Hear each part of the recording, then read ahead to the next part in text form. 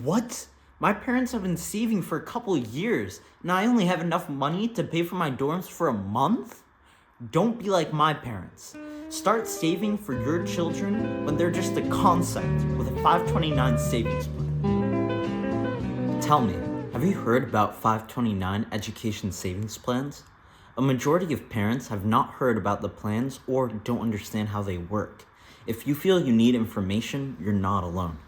It's a tax-efficient investment vehicle to put away funds that will be used for educational expenses. In many states with income taxes, your contributions can qualify for tax deductions and state taxes. The money in the funds then grows, while you pay no tax on the investment growth.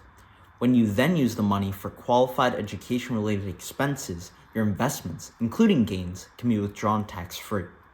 Let's dive deeper. Why is saving for college important? The average cost of higher education has reached immense levels and could increase significantly by the time your beneficiary is ready for college. By starting your savings now, you give your money more time to potentially grow and offset future costs. Around 74% of parents claim to have saved some money for their kids' college education, but those savings are only enough to cover less than 30% of costs. What really is a 529 plan? A 529 plan is a state-sponsored account that helps families save for future education costs. Each state sets its own plan. It offers flexibility and potential tax benefits for qualified expenses like tuition, books, supplies, and room and board. Plus, it covers education options like college, graduate school, technical and trade schools, and registered apprenticeship programs.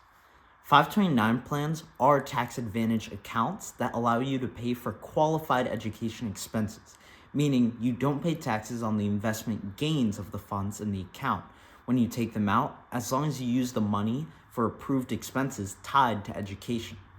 We'll go over what those types of expenses can be.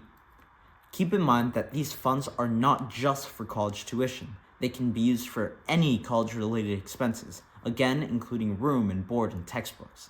In addition, it has recently expanded to cover some non-college pursuits, including technical and vocational schools, apprenticeship programs, and, in certain states, even K-12 tuition at private schools. Under some specific conditions, you can also convert unused funds into a Roth IRA up to $35,000.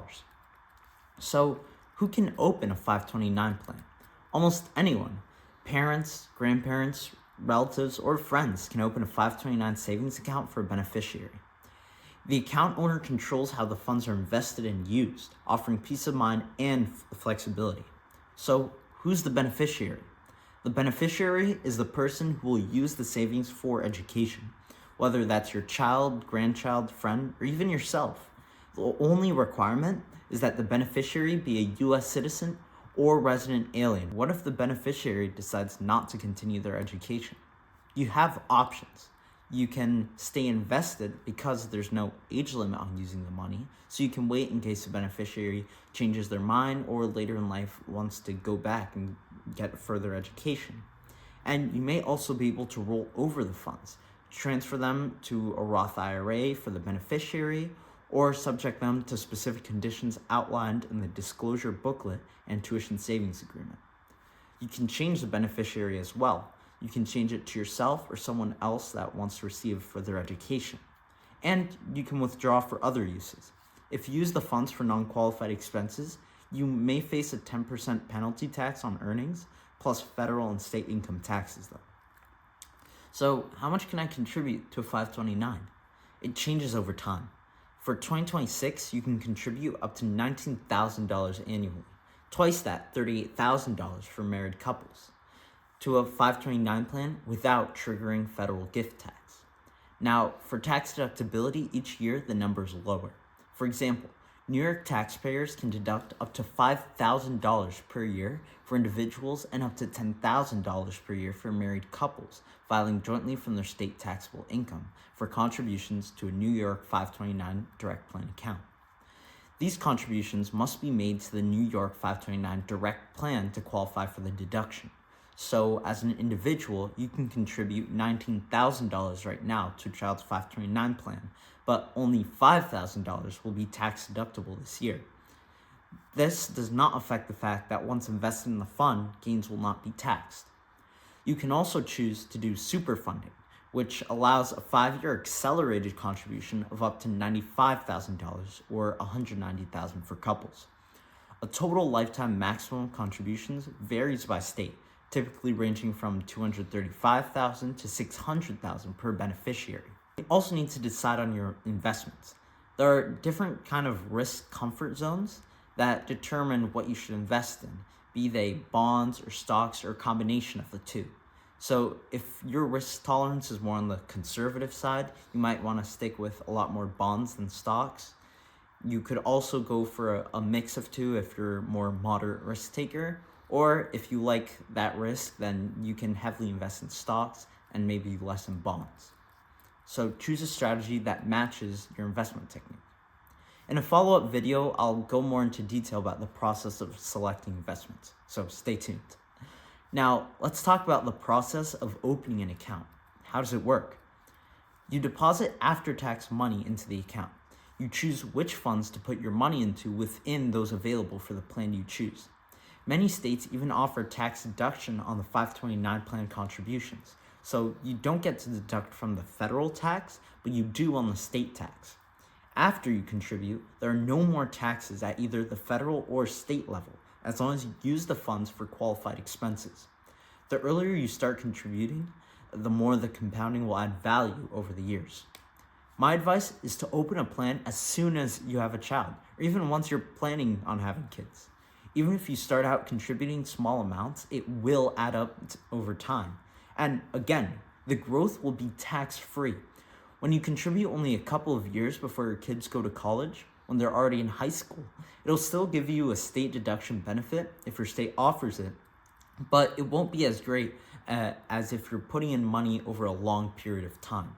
Eligible expenses using this money include tuition and fees charged by the institution, textbooks required by enrolled classes, room and board not to exceed the amount listed by the school as part of the cost of attendance, computers, software, and other equipment that are used primarily for educational purposes, apprenticeship costs, as long as the program is registered with the U.S. Department of Labor, up to $10,000 in K-12 private education tuition expenses, special needs services provided that they are incurred as part of attendance at the school, and up to $10,000 in student loan repayment, as long as new eligible expenses are constantly being added. Please note that transportation costs at college or extracurricular activity fees are not eligible. It's also important to check state-specific rules. What is tax eligible at the federal level might not be at your state level. For in-state only, contributions to other states' 529 plans do not qualify for the state income tax deduction. Note that some states do offer tax parity, meaning they provide tax benefits for contributions to any state's 529 plan, while others only reward in-state plans. There's also a rollover option. You can initiate a tax-free rollover once every 12 months to move funds from your old state's plan to your new state's plan, though some states may recapture previously claimed tax breaks. Moving to a different state does not force you to close or change your 529 plan, and the funds can still be used for qualified education expenses nationwide. However, you will likely lose state income tax deductions on new contributions to your old state's plan, and may need to open a new plan in your new state to maximize local tax benefits. It's recommended to check the specific tax rules of both your former and new state regarding 529 plan contributions and rollovers. So, as I conclude, here's a summary of the benefits. You can grow your contributions tax-free. You have tax-free withdrawals for qualified education expenses. You have potential state tax deductions. You have beneficiaries that can change over time to where you yourself could even be a qualified beneficiary. You have student loan repayment up to $10,000. You have accounts owned by parents that have a lower impact on financial aid. You have accounts owned by grandparents that don't get reported as financial support. And you have unused money that can be rolled over to a Roth IRA for the beneficiary up to $35,000, not exceeding annual IRA limits. Thank you, and please watch out for future videos. Hit the like button, ring the bell, and subscribe.